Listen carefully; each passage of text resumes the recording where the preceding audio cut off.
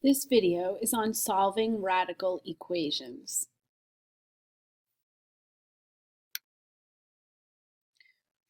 We'll solve radical equations or learn how to solve radical equations by doing several examples so that you see the different ways these equations may appear. In this first one, we notice that we have the square root of a quantity equal to 5. The way that we handle a problem like this is to use the square root property. The square root property says that squaring and square rooting will sort of undo each other. So you know that if you squared this side of the equation, that the square and the square root would undo each other and you'd be left with 3z plus 4. Well, if we're going to square one side of the equation, we have to square the other side, which means that 3z plus 4 is equal to 25. And now we have a nice, easy equation that we can solve. Subtract 4 from both sides, 3z equals 21, and divide both sides by 3, and z is equal to 7. You always need to plug your answer back into the original equation to make sure it works. So if you take 7 and you plug it back in, we get 3 times 7 plus 4. And we want to know if that equals 5.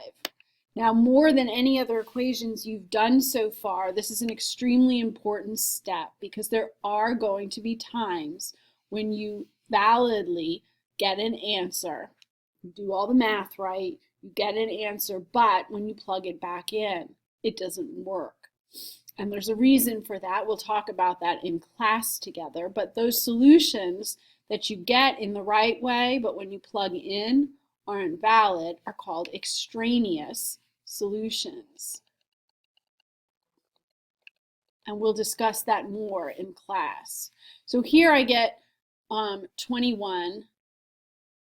Sorry, I forgot the square root symbol. 21 plus 4. And of course, that's the square root of 25, which is equal to 5. And so it works. The next example shows that we have something similar, except we don't have the radical by itself. So if I squared this whole side of the equation, I'd actually have a binomial being squared. And it would be quite complicated. But if I isolate the radical first, if I get the radical by itself on one side of the equation first, this becomes much simpler. So I'm going to start by getting the radical by itself by subtracting 9 from both sides.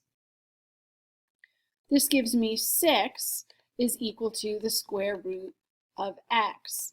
And now that the radical is by itself, squaring both sides of the equation becomes a simple answer. Remember, square and square root offset each other, and we get x equals 36. The only thing I have left to do is plug it back in to make sure it works. So 15, is that equal to 9 plus the square root of 36? Well, the square root of 36 is 6, and 9 plus 6 is 15. So what would happen if the two sides didn't agree? You would say that this solution was extraneous, meaning you got it in the correct way, but when you plug it back in, it doesn't work. We'll talk about the reasons that that happens in class. Let's look at another example. So here, the radicals are isolated. There is nothing else going on outside of the radical. Still, to get rid of the radical, you have to square both sides. What you do to one side, you do to the other. Well, this makes things really easy because squaring both sides results in all the radicals in this problem going away. Don't forget, when you solve an equation with variables on both sides of the equation, you need to get all the variables on one side and all the numbers on the other. It's easier to move the smaller term so that you don't end up with too many negatives going on, but it is up to you. And we get 1w, or w, plus 3 is equal to positive 5. We subtract 3 from both sides, and w is equal to 2. We still need to check that.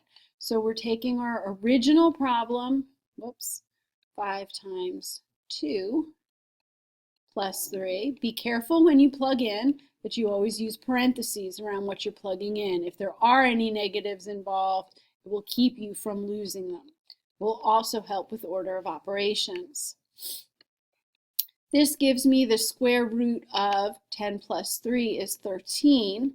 And while I don't know what the square root of 13 is equal to exactly, especially without a calculator, I can look over here and see that I get 4 times 2 is 8 plus 5 is 13. And so without ever figuring out in the calculator what square root of 13 is, I can see I get the same answer on the left and the right, which makes my answer w equals to a valid solution.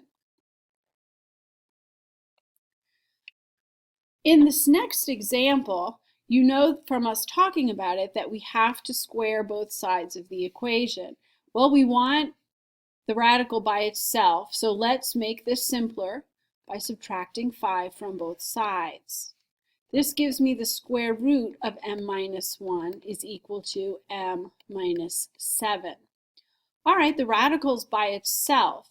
You need to be careful here because when you square both sides, something different will happen. You'll notice that we have on the right a binomial squared. So here, squaring and square rooting cancel each other out. But on the right side, m minus 7 quantity squared, remember, it doesn't just square the m and square the 7. You have to sort of do the box or the arrows. This is m minus 7 times another m minus 7. You multiply that out, and you get m squared minus 14m plus 49. Anytime you see a squared term and it doesn't go away, you're thinking quadratic, or you should be thinking quadratic. And to solve a quadratic equation, you have to have it in standard form equal to 0.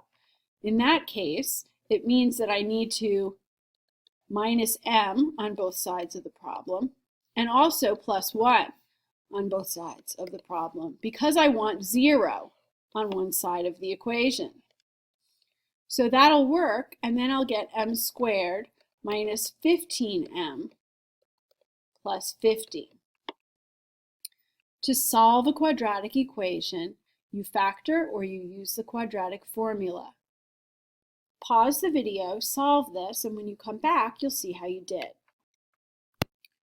Okay, so I hope that you got m equals 5 and m equals 10. You get two answers when you solve a quadratic, but we need to make sure we check both of these answers. So we're going to do the square root of 5 minus 1 plus 5, and we need to know if that's equal to 5 minus 2. Well, this is the square root of 4, which is 2, plus 5, that's 7. And this is 5 minus 2, which is 3. This does not work. These are not equal, which makes m equals 5 an extraneous solution. It does not work. Let's make sure if the other one works, we get the square root of 10 minus 1 plus 5, and we need to know if that is equal to 10 minus 2.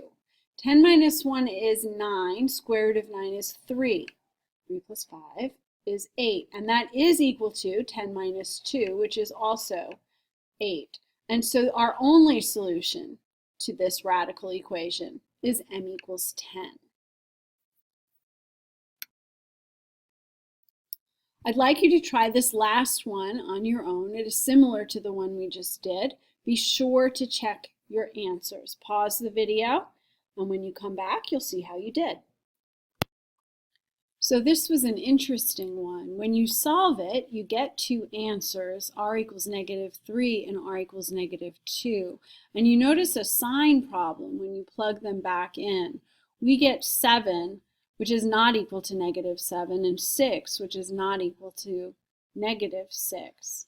When we're taking the square root algebraically here, we are only considering the positive square root, not the negative. And so the answer is that there is no solution in this case. And this will become clearer when we do graphing. But if you took each side of this equation and graphed it, you'd be able to see that one of the graphs looks something like this, and the other one, and it stops here, and the other one looks something like this. And so those two don't intersect, which is why there's no solution. Now, I don't expect you to fully understand that at this point, but that is coming. We will look at graphs of radical equations, and that will help you to understand why this is no solution in this case. In summary, make sure you isolate the radical on one side of the equation before you square both sides, and always, always, always check for extraneous solutions. With radicals, this happens quite often. You have to check your answer to make sure that it does in fact work.